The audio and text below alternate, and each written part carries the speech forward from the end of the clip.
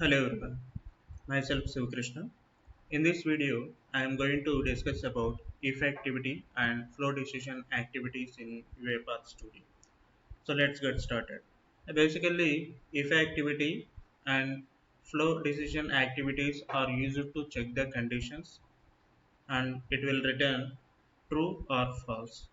If activity we would use in sequence and as well as in the flowchart, but flow decision we would use only in the flowchart, right?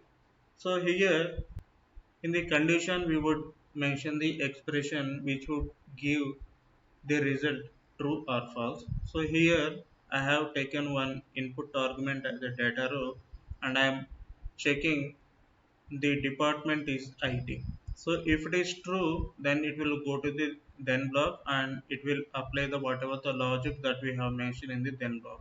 If it is false, then it will go to the else block. Then it will execute the whatever the logic that we have mentioned in the else.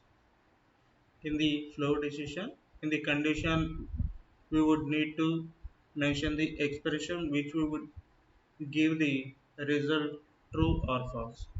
So if it is true, then it will go to the